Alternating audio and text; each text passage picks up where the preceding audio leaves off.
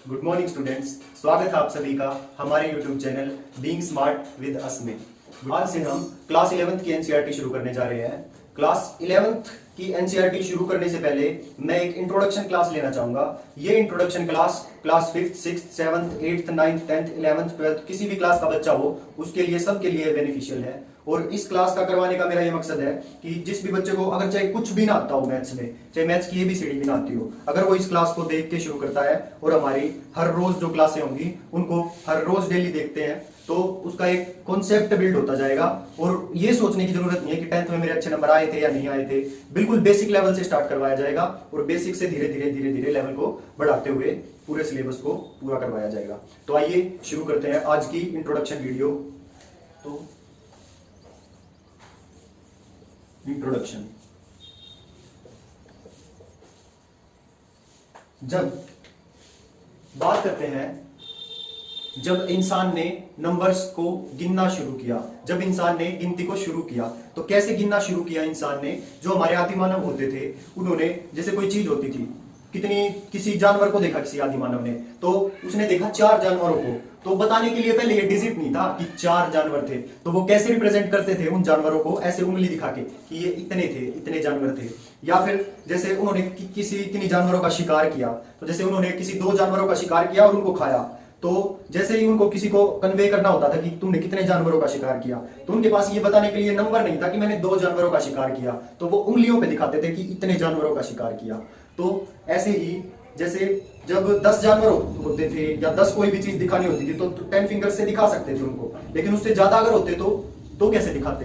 तो फिर उन्होंने दिखाना शुरू किया इनसे कि ये 1 2 3 ये इतने थे ये जानवर, तो इन्होंने गिनती ऐसे शुरू की। फिर अगर और भी ज्यादा होते तो उन्होंने क्या किया कि जैसे स्टोन्स को इकट्ठा करना शुरू कर दिया कि इतने, किसी चीज को, किसी के नंबर को बताना होता कि ये कितनी चीजें थी, तो वो स्टोन्स की हेल्प से बता देते थे कि इतने जितने स्टोन्स कलेक्ट कर लेते और ये इतनी चीजें थी वो। फिर अगर और भी स्टोन्स को कलेक्ट करना भी, उसमें क्या होता था कि गुम हो जाता था, कोई स्टोन गिर जाता था, तो उससे वो भी हेल्पफुल नहीं था। तो फिर उन्होंने जैसे कोई रस्सी ली और रस्सी को जितने भी चीजें गिननी होती उनको नोट लगाते जाते, गांठ लगाते जाते और उनको वैसे गिन लेते कि जितनी भी चीजें होती उस रस्सी पे उतनी ही नोट लगा देते, तो उस चीज से गिनना शुरू किया। लेकिन ये कोई कारगर तरीका नहीं था, तो इससे मतलब अच्छे से गिनती नहीं हो पा रही थी, तो उन्होंने नंबर्स को नाम देना शुरू किया और सबसे पहले नंबर सिस्टम की एग्जिस्टेंस आई। नेचुरल नंबर्स के साथ हमारे नंबर सिस्टम की शुरुआत होती है। तो सबसे पहले कौन सा नंबर सिस्टम आया? Natural numbers.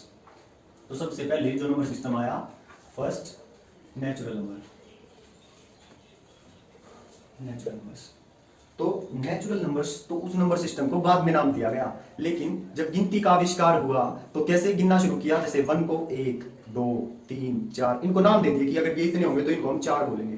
तो नंबर सिस्टम क्या आया? पहले 1 2 3 4 5 ऐसे डैश डैश डैश, ये गिनती चलती गई आगे। पहले 100 ही, फिर 100 में फिर से 1 से शुरू कर दिया, 101 101 102 103 104, फिर उस 101 को नाम दे दिया 101 102 103 104, ऐसे फिर 200 हुआ, फिर 200 में और 1 2 3, ऐसे ही गिनती बढ़ते बढ़ते बढ़ते बढ़ते करोड़ अरब खरब ऐसे चलते चले गए। फिर इस पूरे नंबर सिस्टम को एक नाम दे दिया गया, natural number system. Natural number system, इस सिस्टम को नाम दे दिया गया। फिर जैसे जैसे और आगे प्रोग्रेस होती गई हमारे मैथ्स की, हमारे इंसान की, उसके बाद उसने ऑब्जर्व किया कि जैसे 3 के बाद वाले नंबर को उसने नाम दिया सक्सेसर और किसी नंबर के पीछे वाले नंबर को नाम दिया गया प्रेडिसेसर। पता है ना इस बात का कि क्या होता है सक्सेसर और प्रेडिसेसर? जैसे कोई नंबर है उसके अगले वाले नंबर को बोलते हैं सक्सेसर और उस नंबर के पिछले वाले नंबर को बोलते हैं प्रेडिसेसर। तो ऐसे ही चलते गए, कोई भी नंबर उठाया यहाँ पे, उसका सक्सेसर क्या होगा? उससे अगला नंबर, उसका प्रेडिसेसर क्या होगा? उससे पिछला नंबर। 3 का सक्सेसर क्या होगा? उससे अगला नंबर 4। 3 का प्रेडिसेसर कौन होगा? इससे पिछले वाला नंबर 2। 1 का क्या होगा सक्सेसर? 1 के आगे तो है 2 और प्रेडिसेसर क्या होगा?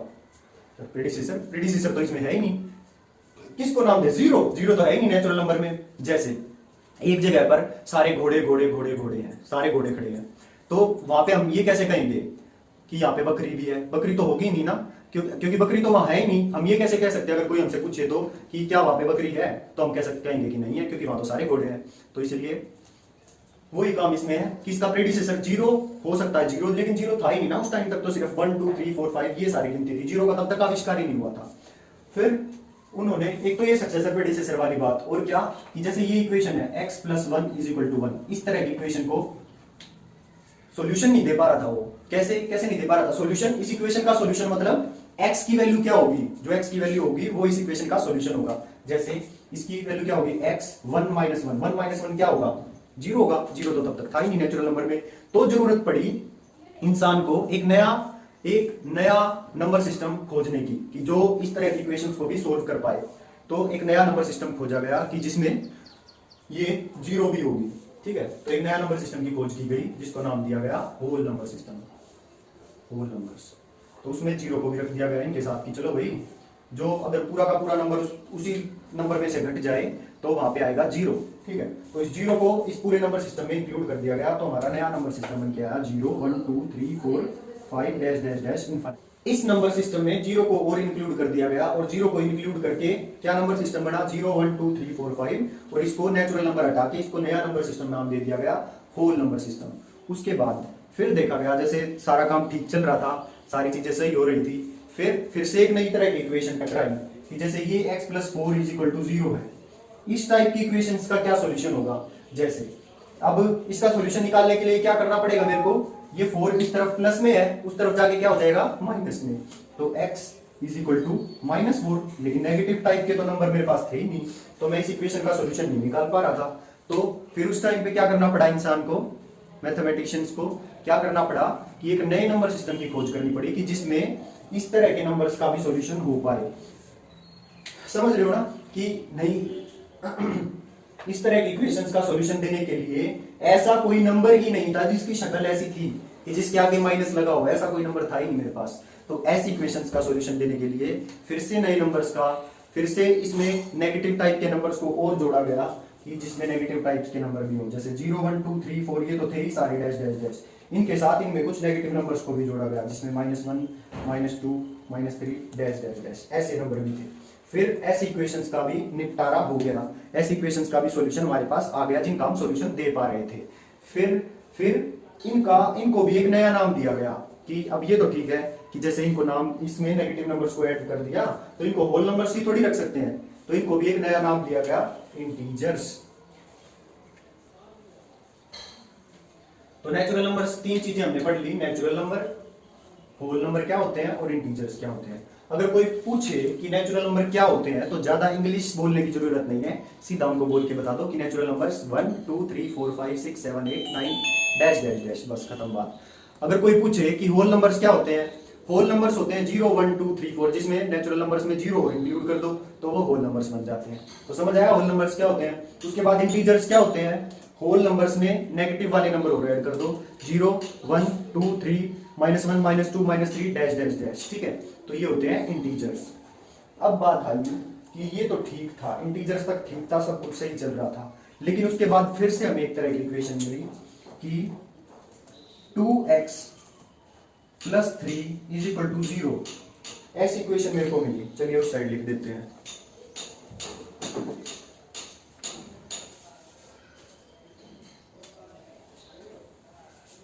मेरे को एक नई तरह की इक्वेशन मिली 2x + 3 टाइप की = 0। इस तरह की इक्वेशंस को कैसे सोल्व करूंगा, सोल्व करने का मतलब कि x की वैल्यू बताओ मेरे को क्या होगी। इक्वेशन का सॉल्यूशन निकालने का क्या मतलब है कि मेरे को ये बताओ x की वैल्यू क्या होगी। अब जैसे x की क्या वैल्यू होगी, इसमें 2x, 3 इधर प्लस का है तो उधर जाके माइनस का हो जाएगा, और यहाँ पे 2x के साथ गुणा में है ना, तो क्या हो जाएगा x = -3/2। पर ऐसे नंबर तो मेरे पास है ही नहीं फ्रैक्शन टाइप के, जिसमें कोई चीज ऊपर भी और नीचे भी, ऐसी फ्रैक्शन टाइप के नंबर तो मेरे पास है ही नहीं मेरे नंबर सिस्टम में। अब जहां पे सारे हो घोड़े, अब जहां पे सारी चीजें हाथी हो, हम ये कैसे कह सकते हैं कि वहां पे भैंस भी है।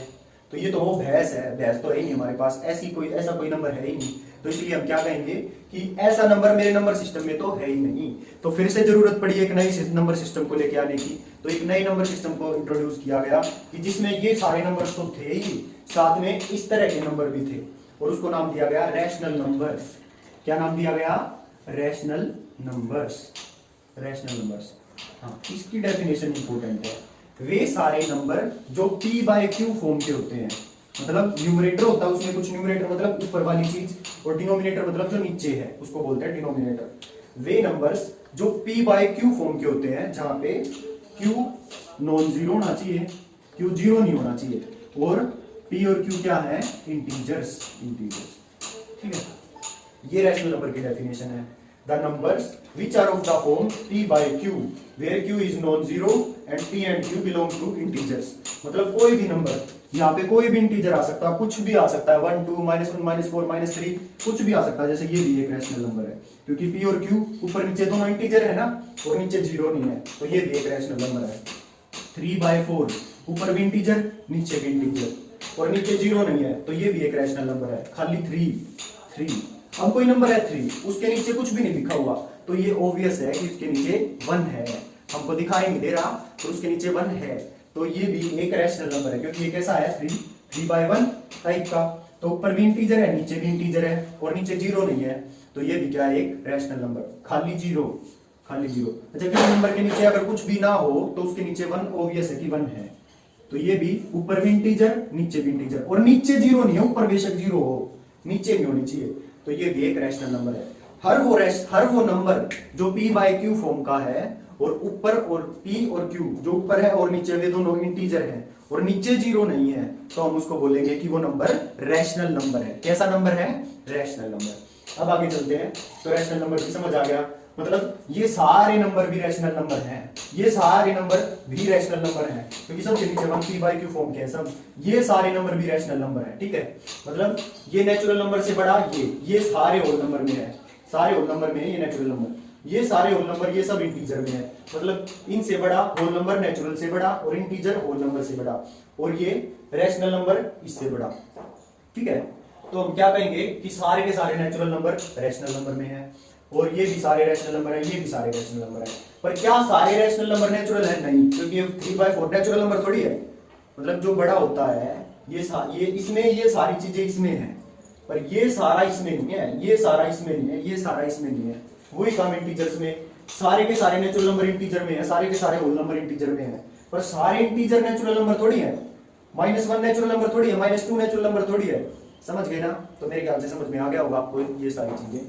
अब इसके बाद क्या आया, इसके बाद रैशनल नंबर्स के बाद, तो ये सारे numbers p by q form के, q नॉट जीरो। इसके बाद इंट्रोडक्शन हुआ इररेशनल नंबर्स का।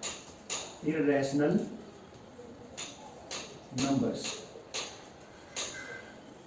इररेशनल नंबर्स वे नंबर्स। तो प्यारे बच्चों, अभी हमको इररेशनल नंबर तक सारी चीजें समझ में आ गई थी। तो अब बात आई कि इसके बाद भी कोई नंबर सिस्टम इंट्रोड्यूस हुआ क्या। इसके बाद हम पढ़ते हैं इररेशनल नंबर के बारे में। इररेशनल नंबर क्या, कि वे नंबर, ध्यान से सुनना, वे नंबर जो ना तो टर्मिनेट हो, टर्मिनेट मतलब खत्म भी ना हो, जैसे पॉइंट के बाद, जैसे 1.24 ये खत्म हो गया, बस इतना ही है ये नंबर, और आगे नहीं चल रहा, टर्मिनेट भी नहीं हो रहा हो। ठीक है, ये टर्मिनेट हो गया। टर्मिनेट ना होने का मतलब कि जो चलता ही जा रहा हो आगे आगे आगे आगे, टर्मिनेट भी नहीं हो रहा हो और रिपीट भी नहीं हो रहा हो। जैसे अगर मान लो ये 1.244444, ये रिपीट हो गया ये नंबर, तो ऐसा कोई नंबर जो ना तो टर्मिनेट हो, खत्म भी ना हो। जैसे ये नंबर 1.24 तक अगर रुक जाता तो ये नंबर खत्म हो गया यहीं पे। ठीक है, टर्मिनेट हो गया। तो हमको इररेशनल नंबर कौन से, जो टर्मिनेट भी ना हो रहे हो और रिपीट भी ना हो रहे हो, जहां पे दोनों कंडीशन सेटिस्फाई हो गई, वो नंबर इररेशनल नंबर है। मतलब non terminating, the numbers which are non terminating and non repeating. वे नंबर जो ना तो टर्मिनेट हो और ना रिपीट हो, ऐसे नंबर को हम बोलते हैं इररेशनल नंबर। तो कोई एग्जांपल देखते हैं, कोई एग्जांपल, क्या एग्जांपल होगा इररेशनल नंबर का। जैसे 1.24244, देखो रिपीट नहीं हुआ, जैसे 24244 हो गया, अब फिर से 2444, फिर से अलग आ गया ना, अब की बार 3 बार 4 आ गया, फिर से 2, फिर से 4 बार 4 आ जाए, तो वो नंबर, अब ये खत्म भी नहीं हो रहा, चलता जा रहा है, डैश डैश डैश, तो खत्म भी नहीं हो रहा मतलब नॉन टर्मिनेटिंग है, और रिपीट भी नहीं हो रहा मतलब नॉन रिपीटिंग है। तो ऐसा नंबर को हम बोलते हैं इररेशनल नंबर। जैसे और एग्जांपल लेते हैं, √2 भी एक इररेशनल नंबर है, √3 भी एक इररेशनल नंबर है, √7 भी एक इररेशनल नंबर है, पाई भी एक इररेशनल नंबर है। तो जब हम इसका अंडर रूट निकालते हैं ना, तो वो अंडर रूट खत्म नहीं होता, टर्मिनेट नहीं होता और रिपीट भी नहीं होता, तो इसलिए हम बोलते हैं कोई इररेशनल नंबर। तो इररेशनल नंबर क्या, the numbers which are non terminating and non repeating are called irrational number. तो अगर आपको समझ आया हो अच्छे से, तो आप लाइक बटन पे प्रेस करें और कमेंट में लिखें कि हाँ सर हमें समझ में आ गया। तो ये सारी बातें जो बिल्कुल बेसिक्स, जो बच्चा 5वीं क्लास से पढ़ने लग जाता है, लेकिन वो कई बार तो ग्रेजुएशन तक भी कर जाता है और उसको इन बातों का पता नहीं होता।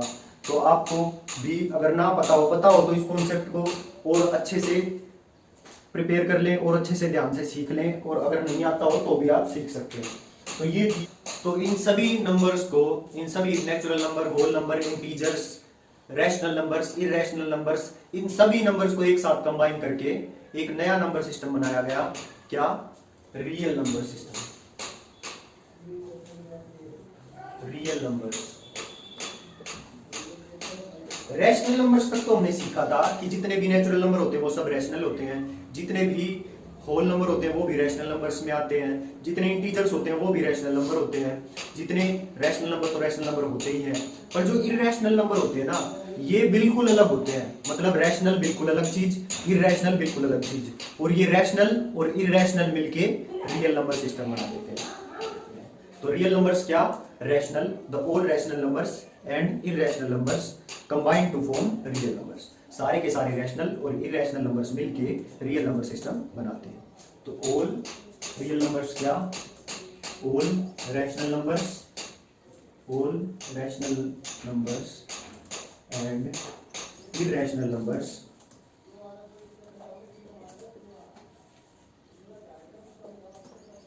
Combine to form real number.